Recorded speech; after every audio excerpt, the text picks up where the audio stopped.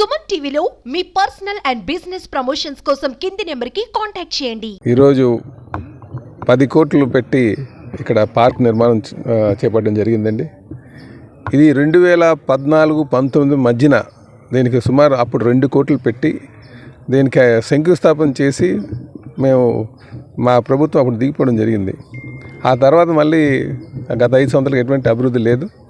మళ్ళీ ఎన్డీఏ కూటమి అధికారంకి వచ్చిన తర్వాత మళ్ళీ ఈ పార్క్ పనులు ఎన్హాన్స్ చేసి, ఎందుకంటే దీనికి మంచిగా ఆహ్లాదంగా ఉండడం కోసం పచ్చదనాన్ని పెంచి దానికి వాటర్ కావాలి కనుక 2 కోట్లు పెట్టి వాటర్ ప్లాంట్ని ఏదైతే వేస్ట్ వాటర్ కింద మనం సీలోకి విడిచిపెట్టేస్తున్నామో ఆ వాటర్ని ఇక్కడ తీసుకొచ్చి దానికి 2 కోట్లు వెచ్చించి చిన్న గ్యాదరింగ్ పెట్టుకోవడానికి, అలాగే స్కేటింగ్ చేయడానికి కూడా ఒక ప్రాంగణం పెట్టారు.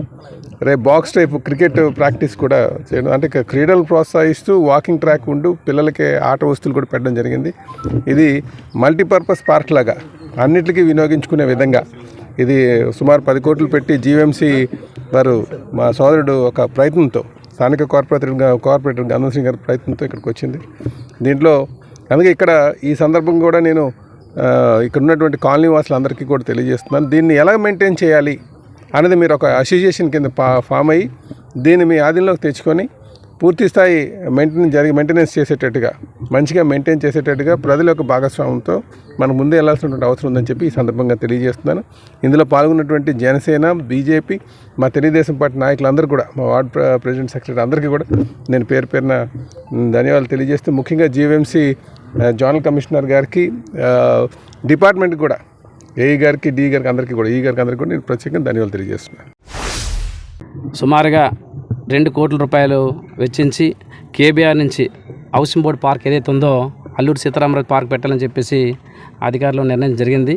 దానికి వాటర్ సప్లై, ఎందుకంటే సుమారుగా ఈ 20,000 నుంచి 30,000 లీటర్లు పర్ డే ఈ గార్డెన్కి తడపడానికి అవసరం ఉంది. కాబట్టి డ్రింకింగ్ వాటర్ వాడదామని చెప్పేసి అధికారులు కొంతమంది నిర్ణయం తీసుకున్నా అది కరెక్ట్ కాదని చెప్పేస్తే వేస్ట్ వాటర్ ఏదైతే సీలో పోతుందో దాన్ని మళ్ళీ ఫిల్టర్ చేసి ఈ పార్క్కి పంపించాలని ఒక ఆలోచనతో 2 కోట్ల రూపాయలు పెట్టి వెచ్చించి ఈ పార్క్కి వాటర్ తీసుకురావడం జరిగింది.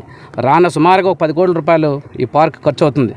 అన్న లాస్ట్ టైం ఎమ్మెల్యే ఉంటప్పుడు 2 కోట్లు ఖర్చు పెట్టి ఈ పార్క్ నిర్మాణం చేయాలని చెప్పేసి అప్పుడు నిధులు మంజూరు చేయడం, శంకుస్థాపన చేసిన తర్వాత 10% వర్క్ అయిన తర్వాత గవర్నమెంట్ పడిపోయిన తర్వాత అమౌంట్ జీవీఎంసీ అవసరాలు వాడేసుకున్నారు. దాన్ని మళ్ళీ కౌన్సిల్ మళ్ళీ ప్రస్తావన చేయగలిగితే మళ్ళీ ఓ 10 కోట్ల రూపాయల వరకు ఇక్కడ నిధులు మంజూరు చేసే జరిగింది. దాని భాగంగా ఈరోజు దగ్గర 60-70% వర్క్ అయిపోయింది. ఇంకో 30% ఏదైతే గ్యానరీ ఉందో అది వాటర్ లేపడం లేట్ అయింది. అది కూడా ఒక నెలాఖరు పూర్తి చేసి డిసెంబర్ మంత్ ఎండింగ్ కానీ లేదంటే జనవరి ఫస్ట్ వీక్లో పార్క్ ఓపెన్ చేయాలని చెప్పి అధికారులు చెప్పడం జరుగుతుంది. దాని భాగంగా ఇది చేయాలని చెప్పేసి నేను అదేవిధంగా ఉన్న కమిటీ వాళ్ళు కానీ అసోసియేషన్ వాళ్ళు కానీ అందరూ కూడా నిర్ణయం తీసుకోవడం జరిగింది. ఎమ్మెల్యే గారు ప్రెజర్ పెట్టించాం, ఎట్టి పరిస్థితులు త్వరగా చేయించమని చెప్పేసి. పార్క్ చేయగలిగితే చుట్టుపక్కల విశాఖపట్నంలో ఇంత విశాలమైన ప్రదేశం అక్కడ లేదు. సుమారుగా 5.5 ఎకరాల్లో పార్క్ నిర్మాణం చేయాలని చెప్పేసి నిర్ణయం చేసుకోవడం జరిగింది.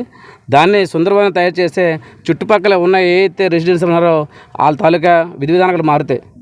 పిల్లలు సాయంత్రం ఎట్టి పరిస్థితి ప్రతి ఒక్కరు కూడా వాకింగ్ ఉండాలి, ప్రతి ఒక్కరు కూడా ఏదో పిల్లలకి ఏదో ఆట వస్తువులు ఏదో కల్పించాలని చెప్పేసి అన్ని విధాలుగా అందరికీ అనుభవం విధంగా పార్క్ నిర్మాణం చేయడం జరుగుతుంది.